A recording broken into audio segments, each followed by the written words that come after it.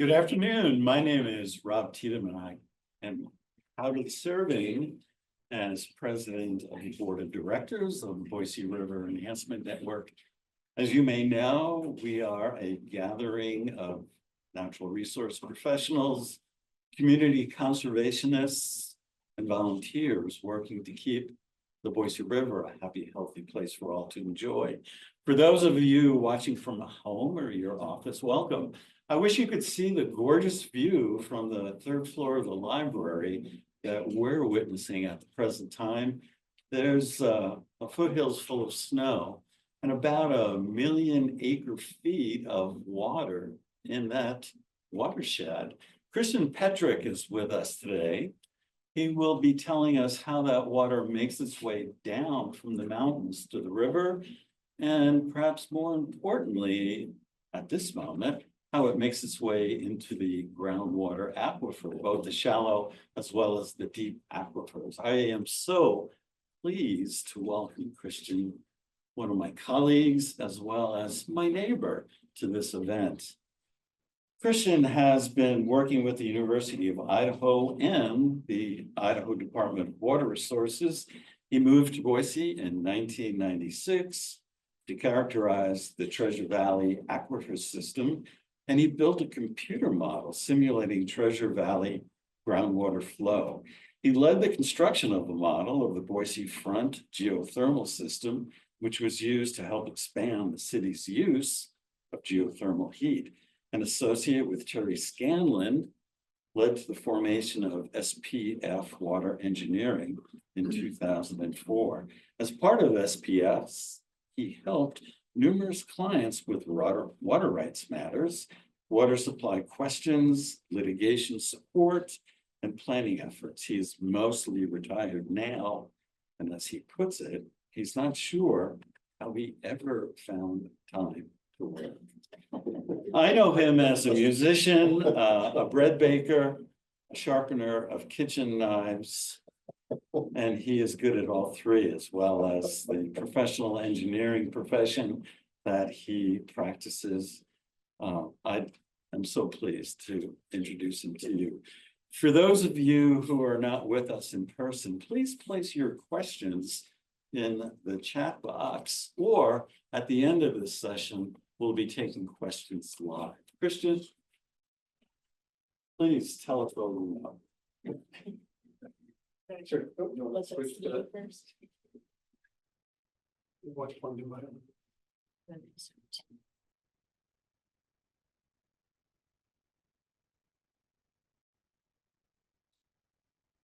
Well, as she's switching over the computer, Rob, thank you very much. And thank you also to Marissa for helping set this up, and Madeline Wyatt, who I believe also helped. I expect she'll be here perhaps sometime during the lunch hour. Couldn't be here quite yet. Before we begin, I'm going to draw from 3 projects that I've worked on over the last couple of decades. One is the modeling effort that Rob talked about. Also, in 2016, we projected population and water demand, municipal water demand for the Treasure Valley. And then in 2022, I finished a project for Veolia, where we identified various options for meeting that projected water supply. So I'm going to draw from all 3 of those. Perfect. That said, some of what I'm presenting is, I'm not going to say dated, but it's a few years old. So we've made the projections several years ago. We've identified some water supply options. The numbers may have changed a little bit, but I'll suggest that the concepts haven't changed, and that what we're going to talk about is still a valid foundation for talking about water supply over the next 40 or 50 years. Okay, so let's see what we've got here. Okay, so I'm going to start with a very brief discussion of Treasure Valley hydrology.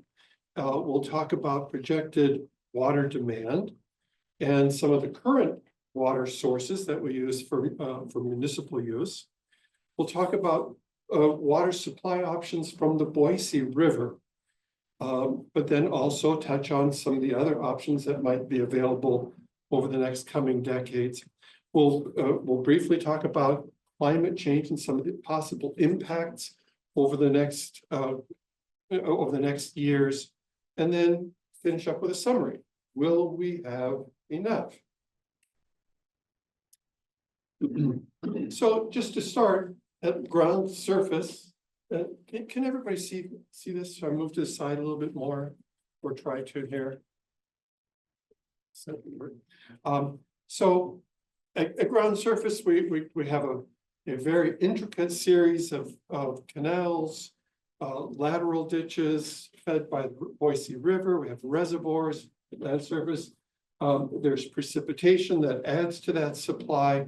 There's evapotranspiration that removes some of that supply.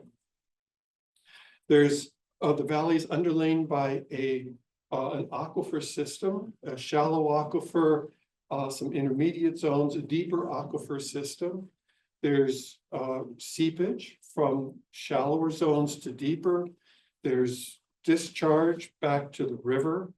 There's hydraulic connection between aquifer layers, perhaps indirect, but connection nonetheless. There's pumping withdrawals from all of the, multiple depths back to ground surface. And all of this is underlain by our geothermal aquifer, especially along the basin margins. So we're focused on this area in the west, our Treasure Valley, but it's important to remember that this is a very dry area. So we receive, in terms of precipitation, 10, 11, 12 inches a year in the lower portion of the valley. It's high desert. Without the upper basin that supplies much more water, we would have much more of a struggle. So in very general numbers, there's about 2 million acre feet of water that come out of the Boise River, or come out of the mountains, out of the upper basin into the Boise River. So the nomenclature here is KAF would be 1,000 acre feet. An acre foot is 325,850 gallons.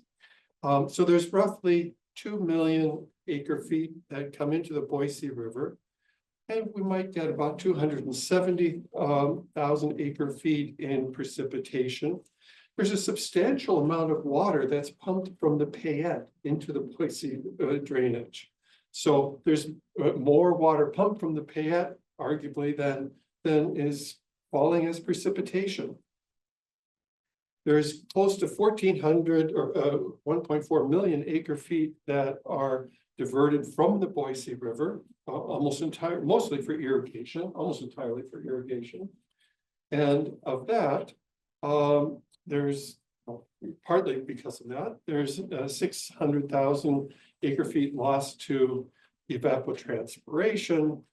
Some of the water ends up flowing back to the Snake River to the south, and there's approximately 500,000 acre feet that discharge back into the Boise River, and about 1 million acre feet that leave the valley. Now, this obviously varies from year to year, but we're talking about a fair amount of water that works its way through the valley. So I'm going to start with a very simple slide about groundwater, just so that we're using the same terms. So groundwater is anything below the surface. It could be water clinging to soil grains, but unsaturated. We can also water's also filling pores in what we call a saturated zone. So this is when we're talking about groundwater from an engineering standpoint, or groundwater for use, we're talking about a saturated zone within the ground from which to pump water.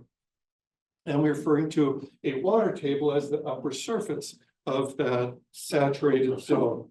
So water can be in in sediment, you think of a clawfoot bathtub and fill it with sand and gravel and put some water in it, and there's your aquifer. We could also be in fractured rock or in layers of sediment within the subsurface. So the Treasure Valley Aquifer System is or consists of a deep sequence of fine-grained materials, mudstone and clay, becoming coarser as we get closer to ground surface. And it's characteristically highly interbedded, especially as we get toward the upper sequence. So there's sand layers, silt layers, clay layers, just sort of this interbedded sequence. There's what's called a geologic unconformity with a dashed line there, where sediments had tilted or eroded off, and then additional sediments deposited on top of that. And that has been key to getting water into some of these deeper zones. As we go to the further western portion of the valley, out in this area, the water is present in those coarser grain zones. It moves much more slowly when it's in clay layers. So obviously there's precipitation, there's recharge, and we can think of a shallow flow system as water that's in the ground for anywhere from days to years, maybe tens of years. It's water that falls as precipitation. It might end up in the nearest ditch or like something like that, but fairly short residence times. There's also intermediate layers, intermediate zones where water can be in the ground hundreds of years, 1,000 years, and a deeper flow system where water has been in the ground for tens of thousands of years. Some of the oldest water that we had tested was for the people that are on Zoom, I'm going to try to use my arrows here. But out in this western portion of the valley, we're dating water to 30, 40,000 years. That's been in the ground that long. And so then the question is that in the ground that long because there's that little recharge? And I would suggest that in part, as water comes out to the western portion of the valley, it can't work its way back up to the surface because of the clay layers. And it's really there because it's kind of stuck. If we pump more water, we can induce more recharge, but that is contributing to these longer residence times. So to consider the role of the Boise River, I'm going to talk a little bit about the surface water and groundwater interaction. I'm going to start off with a basic slide. So in this case, we have a river, we have a saturated zone, right, or water table, and water flows from high to low in all cases. Well, perhaps except for in cases of muddy, makes it go uphill. But in general, water flows from high to low, and so there's seepage out of the channel, and it can lead to mounding underneath and a saturated zone underneath that river. If the saturated zone is high enough, then we could consider this as still a losing stream. We're losing water out of it, but in this case, there's direct hydraulic connection. There's an intertie between the two. If the water level is up above the elevation of our river channel, then what happens? Water flows from high to low, and we have water moving toward the channel. In this case, there's a direct hydraulic connection between the river and the subsurface, and it's a gaining reach. We can be pumping water, and we create a cone of depression. We need to create some sort of a depression to get water to flow into the well.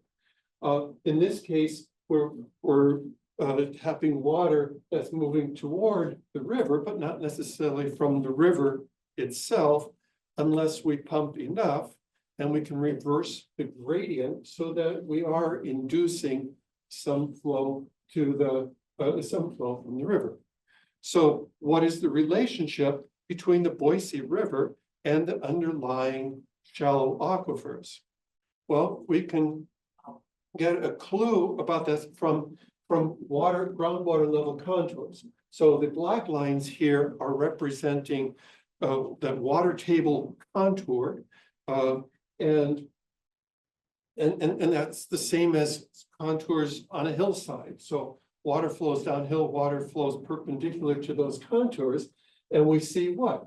We see that that the Boise River is a gaining reach throughout almost its entire distance from diversion dam up at the eastern end down to the lower portion.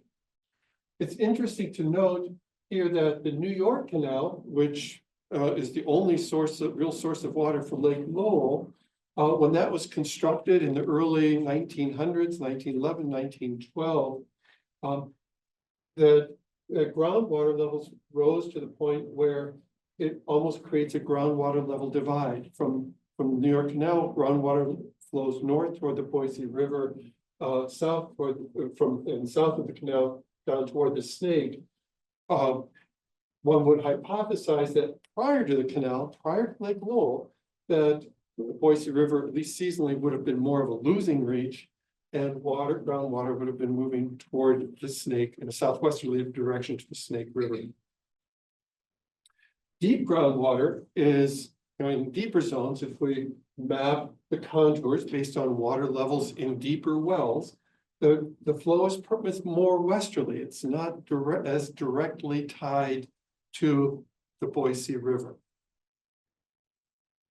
So in the starting in the late 1860s and on into the construction of the New York Canal and in early 1900s, irrigation grew tremendously in the valley. So by 1937, this was the land that was irrigated, and that irrigation, the seepage and infiltration from canals and laterals, led to substantial groundwater level rises. In some places, 50 feet, 80 feet. I think in one case, there was one well that went up 120 feet in groundwater level rise. There was additional irrigation that developed in after 1937. But what began happening then is with all this irrigation, water levels rose to the point where it was waterlogging soils in the central portion of the valley, north of Lake Lowell, along the Boise River, rendering farmland unusable because it was so saturated with groundwater. Something's flashing here, I guess. Okay, stop. So that led to the construction of a network of drains to simply drain water from areas with shallow groundwater to make that land usable. And this is important because all these drains here are contributing water back to the Boise River, and they also influence what can be done regarding water supply. We'll talk a little bit more about that. So to consider the role of the Boise River in meeting future supply, we can start by talking about the municipal water demand. And in 2015, we estimated that there's about 110,000 acre feet of water that was being used for municipal purposes. And so this includes water for commercial uses, for industrial uses, for domestic uses, and for irrigation in areas where tap water is being used for irrigation. It does not include water that is being used for irrigation, either agricultural or residential, from surface water delivered by canal companies or irrigation districts. 90% of that water is supplied by a handful of providers, the cities and Veolia, formerly Suez. So the population growth is over the prior years up till 2020 rose by varying rates, but rose substantially. And this is showing sort of 10-year interval growth rates, ranging from about 1.5 to 4.7% a year. And shown another way, the 10-year growth rate can vary substantially from decade to decade. If we then include some of the more recent years, again, even year by year, that growth rate can vary substantially. With the help of John Church, an economist that has done population projections for every county in the state and numerous larger businesses, using an economic model and other factors, we ended up with a projected population growth of about 1.9%. And this is again based on sort of national economic models that unfortunately do not account for some of the motivations for people moving to the area. So this based on this is our projections based on that 1.9% growth rate. What we did not project were some of the fires in California, the political circumstances that bring people to move to Idaho, and at least for the last time that I went and added these up in 2022, we were underestimating the population growth that would occur in the valley. That said, are projections unusable? And I would suggest no, absolutely not. All it would mean is that perhaps we would get to our population growth sooner than we anticipated, sooner than the 50 years that we were looking at the time. So the takeaway from this is that we're looking at close to 1.6 million people in the valley. That's about 1 million more than we currently have. So we're looking at substantial population growth if this in fact occurs. But we can see how similar trends have occurred in places like Salt Lake City or other Western cities. That's what we would project. So projecting water demand then depends on a number of assumptions, and we can consider various scenarios with conservation or irrigation levels and so forth. But from 2015, we're contemplating increases to close to 300,000 acre feet instead of the 110, or actual increases of 109 to 188,000 acre feet. That would be the increase over what's currently used. And so for rounding purposes, let's just, for the sake of discussion, assume that we're looking at an increase of somewhere around 110,000 acre feet. In other words, doubling the amount that was used in 2015, close to 190,000 feet by 2065. Where will this occur? Well, this is the current distribution of municipal water demand, and no surprise, it's in the urban areas. And we expect that it continues to do that. We expect most of the population to be, either near or in these urban areas. And that's largely because of the availability of sewer and other infrastructure. So what are the current sources of water? Mostly groundwater, again, from our shallow or municipal water, primarily from shallow or intermediate depth aquifers, some from deeper aquifers, but mostly water being drawn from wells. The exception to that is Veolia, which does draw about 30% of its supply from surface water. There's a treatment plant at Martin Lane and out on Columbia, up on the hill south of the river. Surface water in general is used to irrigate urban areas. It's stored in 3 reservoirs in the upper basin, and for the most part, surface water is distributed by a fairly intricate network of canal companies and irrigation districts and others that supply water for irrigation for agricultural, but also increasingly for residential areas. So, given that we're looking at an increase of, for talking purposes, 110,000 acre feet, how much of that can come from the Boise River? Well, there are options. You know, we can talk about additional Boise River diversions, rental pool, water bank, surface storage, and I'll go through these here in the next few slides. First of all, in general, the Boise River above Star is closed to new appropriations. So it's considered fully appropriated, except for flood during times of flood runoff. And Star is the location by which, you know, down below which the river is gaining enough that lower water rights are fully met. There's room for appropriations downstream, less so upstream.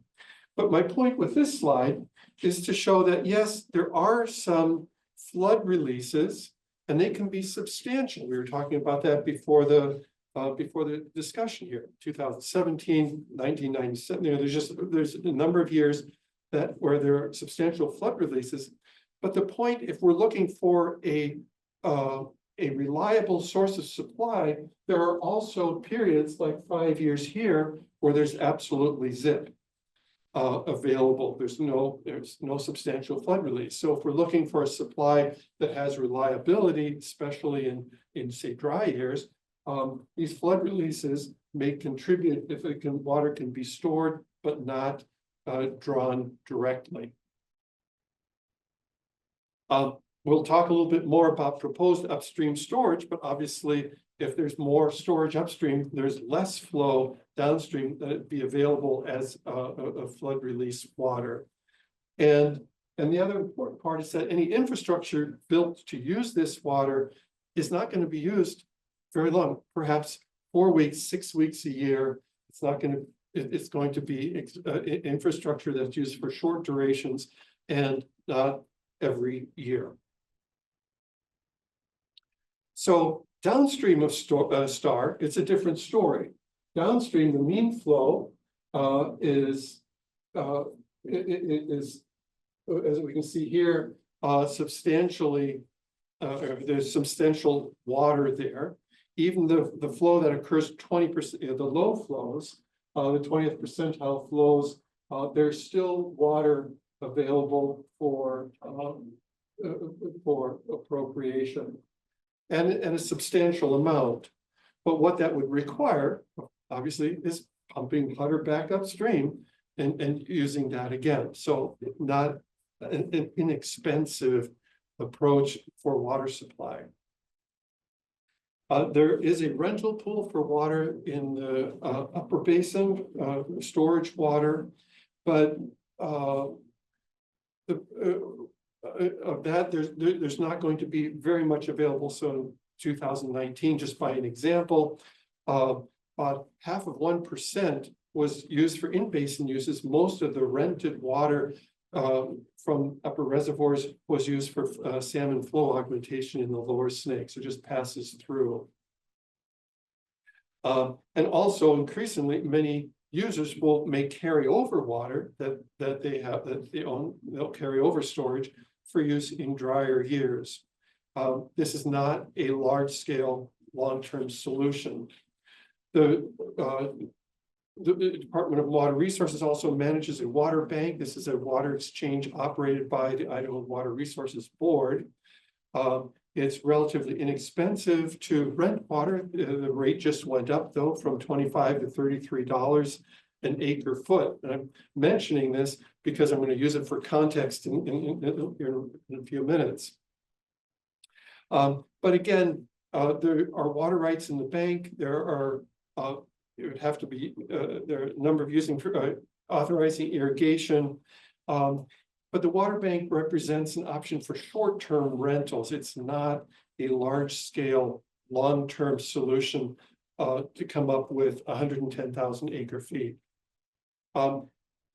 there's a proposal to raise Anderson Ranch by 6 feet.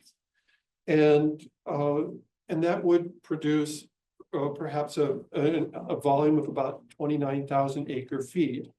But the problem is, thinking back on those flood flows, that water isn't available in every year, and there may be many years where that extra storage does not fill.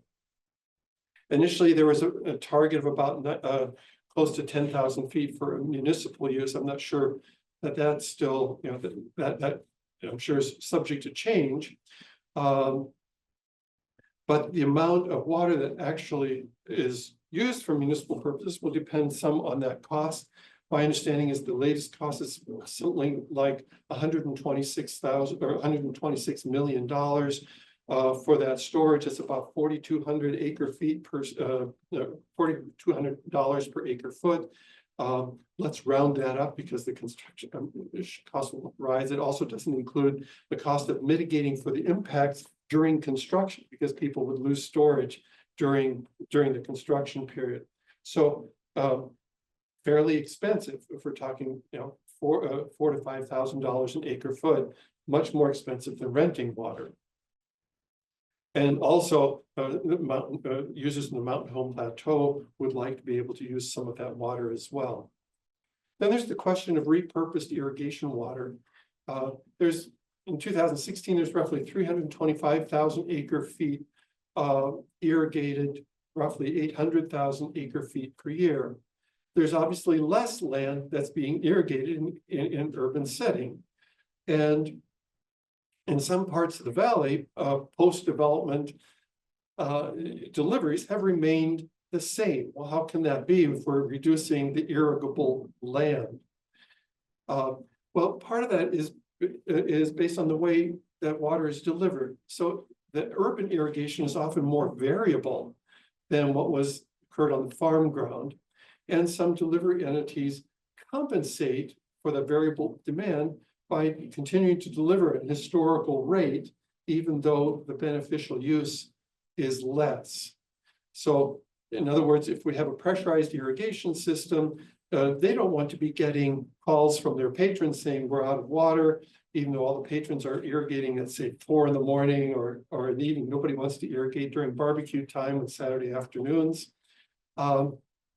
And so I'm illustrating that urban demand variability with some data here from the valley, but set for 100 acres. So 100 gross acres of irrigation might require 9 gallons a minute, or 0.02 CFS. The delivery, if we pave over or make 40% of that non-irrigable, would be substantially less. Here's the delivery for post-development, 60 post-development acres. This is the actual use that we observe. Sometimes that use is above the water right initially, but arguably there's a portion of that water that would be available for other uses. And this would be the amount of water if it was delivered uniformly. Well, to deliver water uniformly in a place where there's variable demand, we'd have to either build irrigation ponds, change the watering rotation, change the scheduling, perhaps use supplemental wells to deliver that. And none of those things, or at least a few of those things, occur. Some of the larger entities that deliver water, I mean, they don't have irrigation ponds and ways of doing that. So and also there's an argument where urban water demand is greater than the previous crop, in part because people might start sooner in the season. They might extend water use late in the season. If you're growing grass, you don't take time out for harvest in August, things like that. So, and you're growing a high volume use crop. So in fact, your water demand per acre may be increasing. But one of the things that doesn't happen in the land use planning process, to my knowledge, very often is even tracking those changes of what's irrigable, what was irrigable.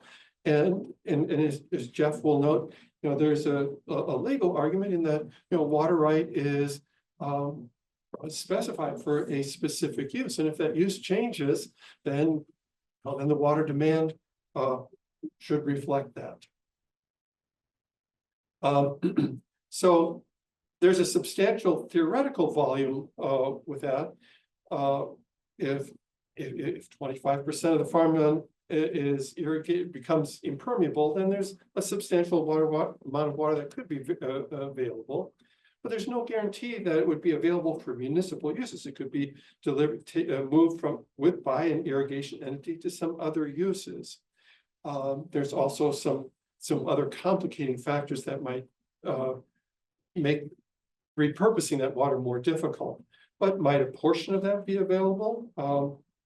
That's an active question. There's also some complications in that now people have relied on the drain flows left over from those arguably inefficient deliveries. And there are data showing decreased flow in some of the drains back to the Boise River. Also, some of those flows are vulnerable to drought conditions, like other tied to Boise River diversions. Also, a number of shallow groundwater users are benefiting from the so-called leaky system. If the surface water system is more efficient, there's less recharge, and some people with shallow wells are going to have issues with water levels dropping in those shallow wells. Managed recharge is a way of bolstering the supply,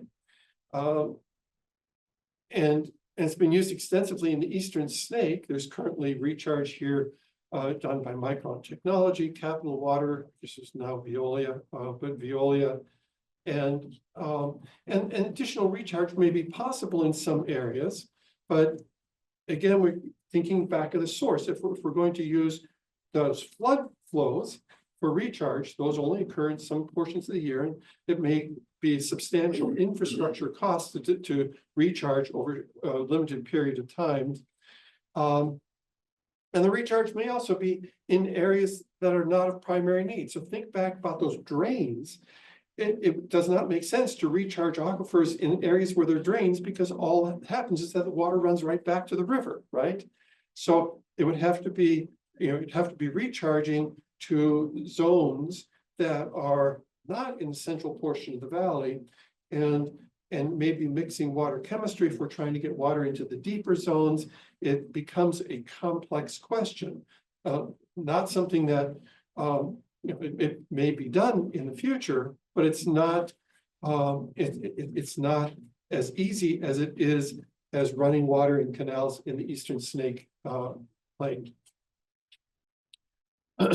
So theoretically, there might be water rights available for acquisition, but there have not been very many sales. I wouldn't anticipate that there are very many sales, not enough sales to come up with anything close to 110,000 acre feet of water. So let's think about the Boise River. If our goal is to come up with something like 110,000 acre feet, we can quibble about that number. Maybe it's high, maybe it's low. But just for the sake of discussion, if we're able to get some water from rental pool or water bank, perhaps acquire some rights for municipal uses, repurposing irrigation water, is that going to get us where we need to be?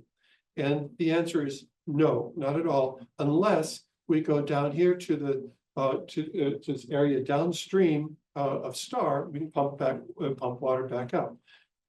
That could, that could help. So the Boise River sources above Star, I would suggest, are insufficient for meeting a substantial amount of the increase in municipal demand.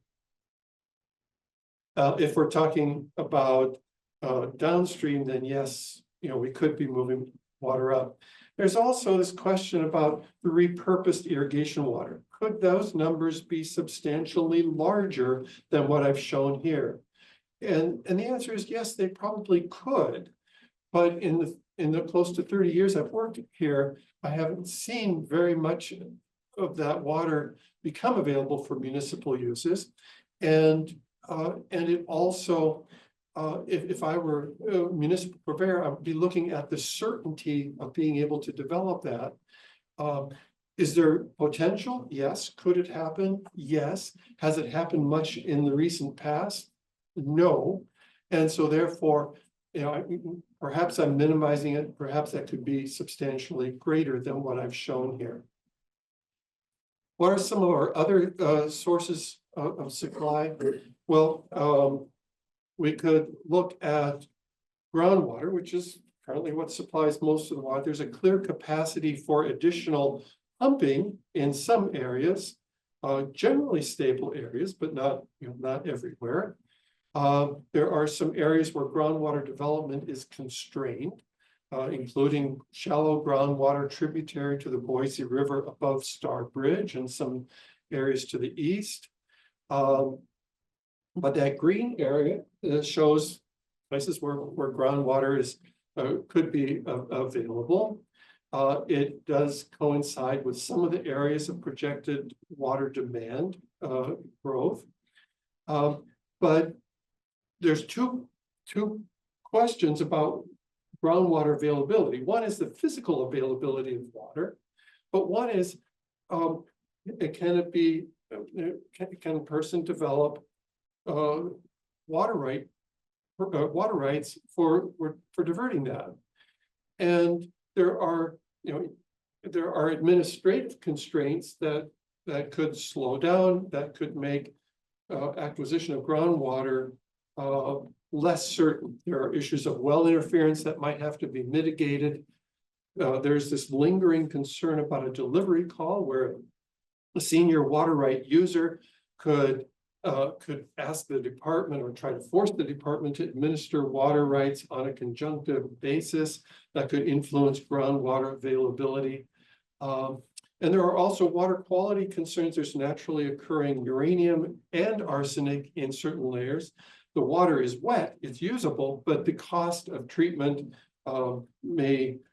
would factor in comparison with other sources. How much is available? I'm not sure. It depends on both those physical supplies and acceptable impacts. The USGS and the Department of Water Resources have constructed a model to simulate those impacts, but those simulated impacts do not include the institutional constraints that might also limit groundwater availability. But in the end, all of the water purveyors in the past, over the past decades, have incrementally increased groundwater pumping. And if there's minimal impact, then we're good to go. And one would expect that that will continue up to some point. There'll be incremental development until limited by either physical supply or administrative constraints. And I want to leave some time for questions, so I'm going to go through some of these a little bit more quickly. There is water available from the Snake River below Swan Falls Dam, probably not above Swan Falls Dam, but below. And at Swan Falls Dam, the minimum flows are often the low flows are always often very close to the minimum flows, as we see down in here. But at Weiser, but going downstream to Weiser, there's comparing the minimum flows there, there's a substantial amount of water available. Even some of the lower flows, there still leaves a substantial amount of water available for appropriation in the valley here without impacting the next downstream minimum flow constraint.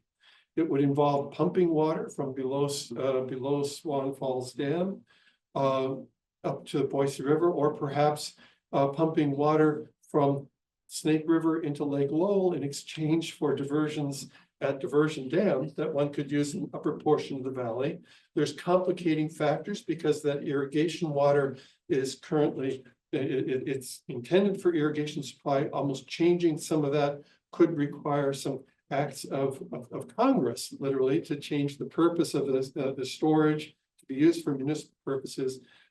There are complicating factors, but there's certainly room to consider this as an alternative supply. So there's enough water there where you could easily meet the projected 110,000 or even more acre feet per year.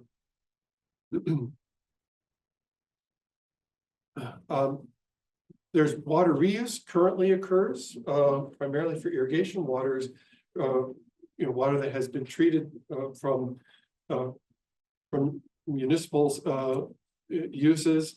Water is treated, it's used for irrigation, but this is costly if done solely for supply. If it's done to reduce,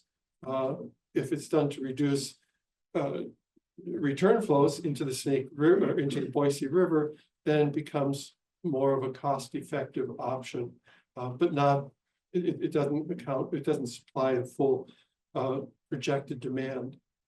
So if we think about this as a hypothetical water supply mix, and these are kind of random scenarios. If we now include groundwater use in with our Boise River, we can come up with some scenarios where we could reach the 100 and some thousand acre feet that we might project. That would require more groundwater use. Is there 50,000 acre feet available for groundwater? Hard to tell for planning purposes, but a portion of that very likely. If we include the Snake River, then yes, we can get to our 110,000 acre feet with sources like with some of these sources that are listed here. The Snake River and Boise River would be capable of supplying a large amount of what we projected we would need. Perhaps possible without Boise River water. Also, some of this comes back to that repurposed water. How much repurposed water can be used?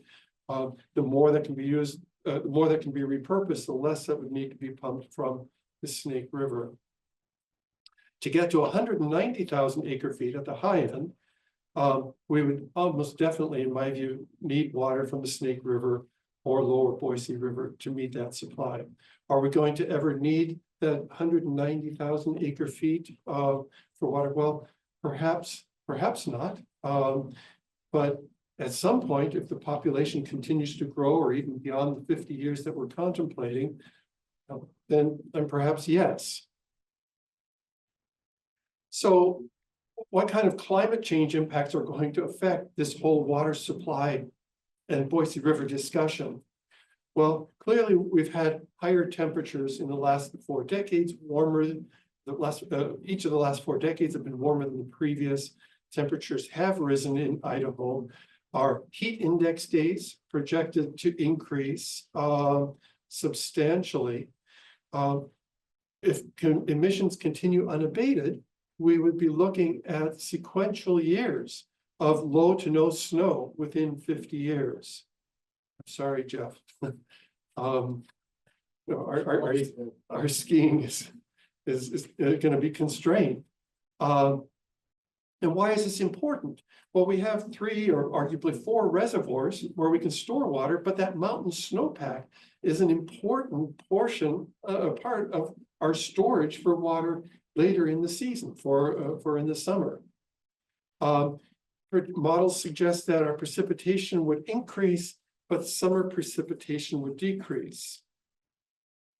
There's a substantial risk of more extreme and extended drought. Could we have back-to-back 4 or 5 years extreme drought? And perhaps yes.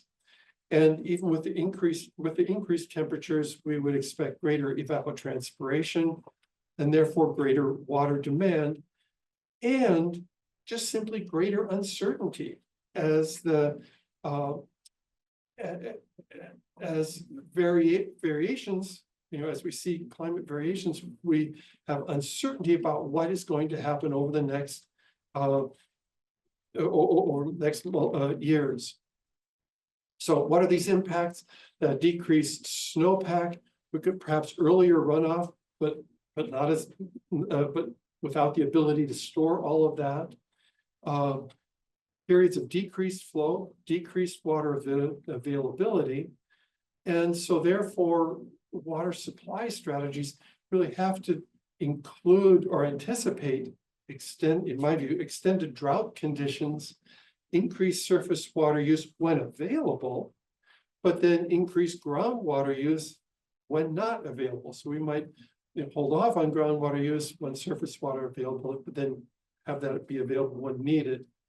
And then that development of additional water supply sources. So in summary, the Boise River is hydraulically connected with a complex aquifer system. The Boise River above Star Bridge is essentially fully allocated. There are limited opportunities for new municipal supplies. Repurposing irrigation water is a large but uncertain option. There's the Boise River above Star Bridge is likely insufficient as a sole source for meeting municipal water demand. But in general, is there going to be enough water? And I would say yes. There are sufficient water supply options, but none of which will happen completely on their own. We could also, so we could look at that municipal demand being met by multiple sources, including the Snake River. Conservation efforts will help reduce the demand and the amount of water that we would need to supply. So the challenge that I think the Valley faces is to build a coherent water supply strategy based on availability, certainty of supply, and cost. In other words, if we're looking at doing recharge projects or reusing, say, water out of or industrial water, or if we're looking at options, we want to evaluate those on sort of the certainty that the water will be there when we need it, the cost that would cost to implement that, and on the water available with availability of water with that. So with that, I've kind of sped up. Took a little longer than I anticipated, but we have a few minutes, I think, for questions still. Yes, sir, Jeff. Our valley is currently developing at a rate where some 5,000 acres or so every year, maybe more, are being converted from irrigated agriculture to non-irrigated uses, or only semi-irrigated uses such as subdivisions. This makes an enormous amount of surface irrigation water out there looking for a place to go. Currently, you pointed out that the irrigation districts continue to divert basically what their water rates are. But I submit that that's illegal because it doubles or even triples the statutory duty of water. And also it's anomalous. Nowhere else in the West do we do this. And in places like Denver, Albuquerque, even Bend, in California, in Utah, Salt Lake, development has occurred without resorting to new large storage projects, in large part because, or almost entirely because, of moving irrigated water to municipal uses.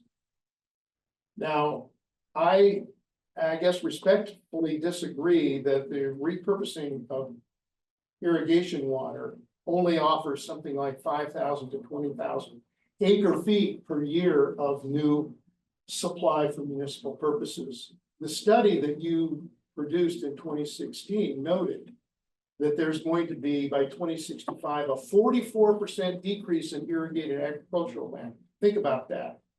That's by far the biggest use of water in our valley, in our state. And a 44% decrease in that results in a huge amount of water looking for a place to go. So what do you say to that? I mean, you stick with your number of 5,000 to 20,000 acre feet as reasonable? No. Here's the thing. Currently, well, this has been a discussion that's gone on since I've moved to the valley. It's been the last 5, 10, 20 years, and you've been a big part of that. I would agree that there's a large amount of water that currently goes, that's currently not. Put to beneficial use. Put to beneficial use. Agreed. There are a substantial number of users in the lower portion of the system that have built water rights based on that highly inefficient use of water upstream. Are they entitled to that water? Are you talking about drain users? Drain use, so some of that water is wastewater, in which case they can't call up, they can't claim it. And some of it is not. And so I would be happy to increase those numbers once I see that there's an increased. That the department is beginning to administer those water rights based on beneficial use, and there's an increased supply. And I think that's maybe I'm being subtle about it, but my point in evaluating options, if we look at acre feet and the reliability of that water and the cost, we begin looking at that in comparison with options like Anderson Ranch or some of the recharge efforts that have been proposed, or even pumping water from the Snake River. That would be low-hanging fruit. And until we see more of that occurring, then it's hard to say that that is our certain supply. So I agree that my numbers there are kind of low, partly reflecting the amount that has been made available from service entities for municipal uses. Now, recognize too that the irrigation entities, some of these do supply an increasing amount of irrigation for municipal uses. So that's our surface water systems. But for the potable use. Now, one last point. My understanding is that in the recent years, some of the irrigation entities, I think since both you and I have been more out of the picture, are becoming more willing to consider leases, at least if not sales, of some of that water, moving some of that water to more municipal uses. And if that begins to develop more, then the numbers that I have there could be much larger, and in fact would be much lower cost than some of the other options available. Just a quick point, no water right holder is entitled to wastewater. No other water right appropriator is entitled to rely on someone else's waste and force that person to continue wasting. So that's the law. And so the idea that downstream users might be getting fat on upstream waste does not remove the possibility of that upstream user selling that unneeded portion to some other user. You agree with that? Fair enough. Yes, Mark. So 15 to 20 years ago, working with Jeff and looking at the 3M water right north of Eagle, the data we had, limited data, suggested that the topographic divide was not the groundwater divide. And in fact, the water level information we had then suggested that Boise River aquifer water was moving toward the Payette. And I don't know what data have been collected since then and analyzed for the modeling use, but I'm wondering if that had been looked at and confirmed or proven not to be true. And if it is true, then would that not also represent another potential groundwater source of water that's moving to the lower Payette that could be added to the system? Yeah, a good question. It's been a few years since I've looked at that, and I from the Willow Creek in that Willow Creek area north of Eagle, there is groundwater movement toward the Payette, but I'm not sure it's water moving from the Boise River area toward the Payette. At least our groundwater level contours and water level measurements wouldn't suggest that. So is there a groundwater level divide up there at some point? And I think the answer is probably yes. From surface water, we've seen how little precipitation that we get up in that area. I'm that thinking we needed to cause that no flow boundary. I'm thinking more in groundwater. Yeah, but I mean, you have, why would there be a divide there if the ground levels are 200 feet higher north of Eagle than they are down in the Payette Valley? You need either a physical barrier or some sort of hydraulic input to create that. Let's talk about that a little bit more. Yeah. In a few minutes. Yes, back in, so, Thank you for your presentation, Dr. Petrich. I noticed that, in your presentation, you talked about some constraining factors of, how groundwater or other options are going to be used. And namely, one of those that I can see is the power needed to pump, the potential for an alternative source coming from the Snake River, the power needed to pump would be a strain on the existing system and would probably require a lot of infrastructure implication to be able to convey that volume of water over our side of the mountain, so to speak. And to that end, a more passive system, to me, as someone looking at this from an analytical position, would be to potentially increase the existing supply from storage. And I noticed that the only storage option that you included was raising Anderson Ranch Dam by 6 feet. And in your professional opinion, where does the Twin Springs Dam lie in this scenario? What about finishing the Boise project? that's a good question. So water that comes down that section of the Boise River ends up in Arrow Rock and Lucky Peak, now in Anderson Ranch, right? So the viability of Twin Springs would be to collect water that isn't collected in Arrow Rock or Lucky Peak. So we would still, in years where there's flood flows coming, it conceivably hold back some of that water. In periods of extended drought, that reservoir, as junior storage, may not have enough water to fill. And the whole thing with the reservoir storage is that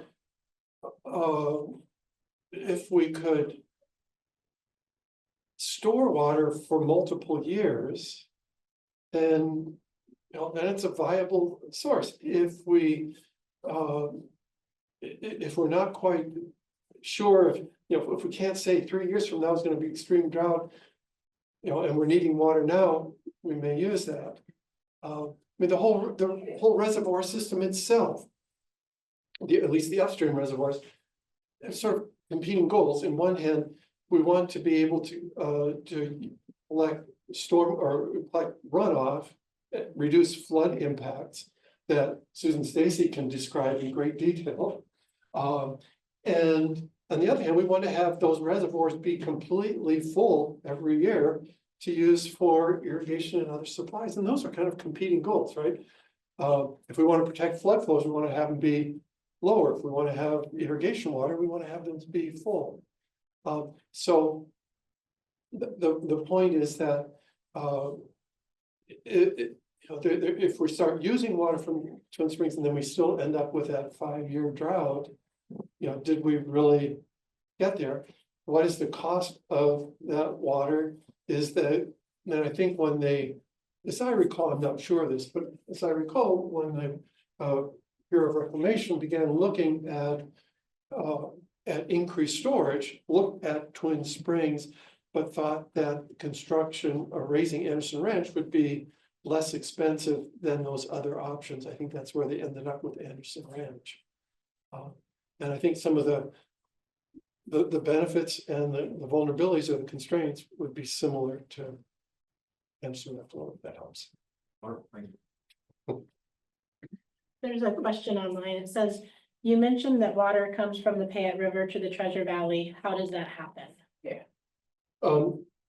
Through the Black Canyon project, so water is pumped up and over the hill along Highway 16, or just west of Highway 16, I think, and is pumped up and over the hill and is used to irrigate a large portion of the farmland north of the Boise River, downstream of Eagle. And I forget, do you remember the pumping rates? I forget. They've got a massive pumping infrastructure there to accomplish that. Yes. one thing that strikes me, I mean, if there's extra irrigation water, you're saying sometimes it has been saturated problem with over irrigating. Wouldn't that require irrigators to give up some water? I mean, who is the right adjudicator here? Because it seems to me we have a huge problem kind of politically. Is it up to scientists? I doubt it.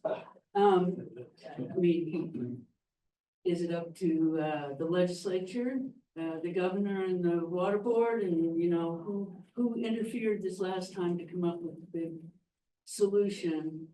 How do you see this playing out? I mean, how do you, who's in charge? Well, the Department of Water Resources has the responsibility to manage water rights, to administer water rights in the valley.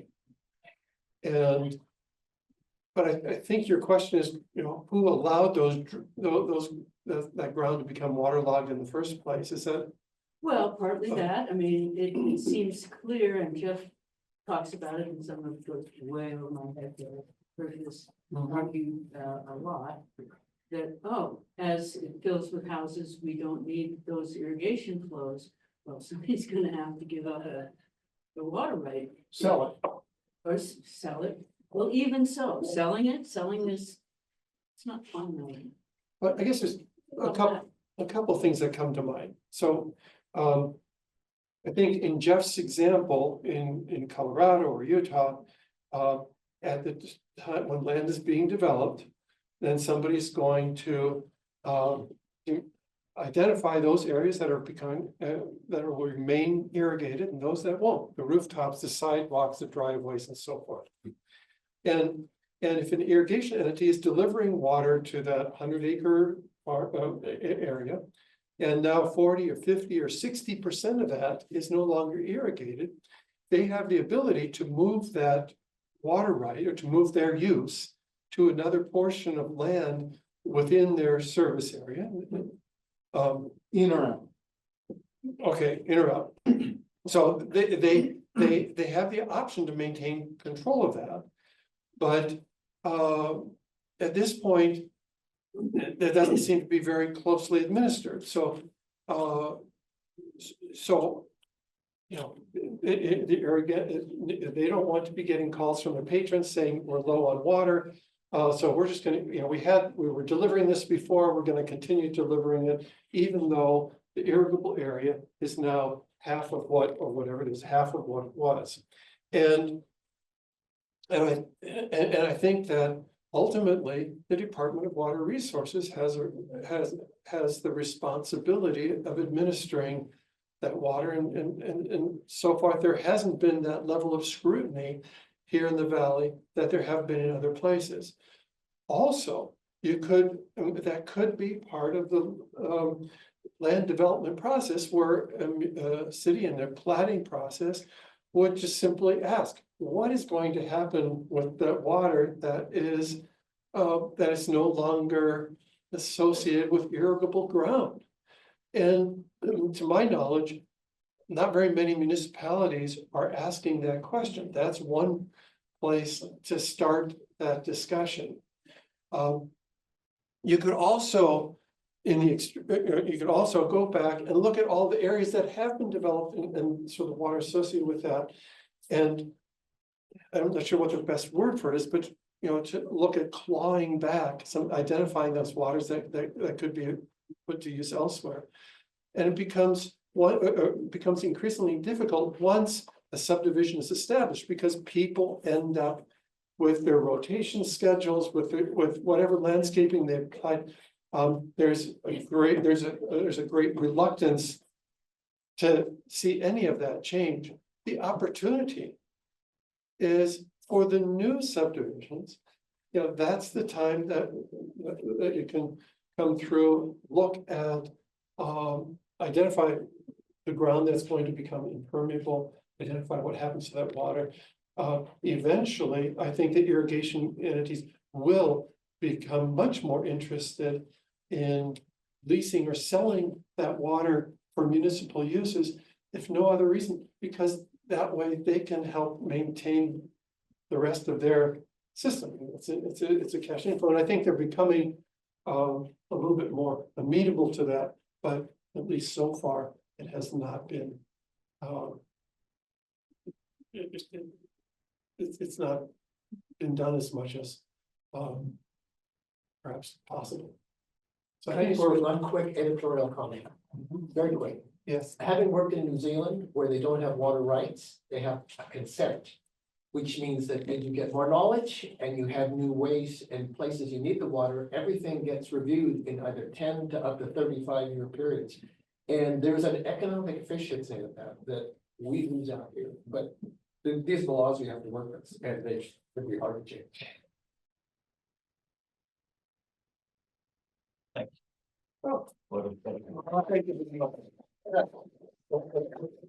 My pleasure. Thank you for being with us. I'd like to remind you that there are many ways you can support Bren.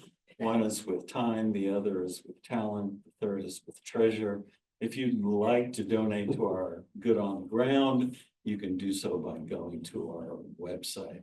Thank you all for being with us today. Stay tuned for more interesting Riverside chats in the future. And we'll see you next time. Thank you. Well, Jeff.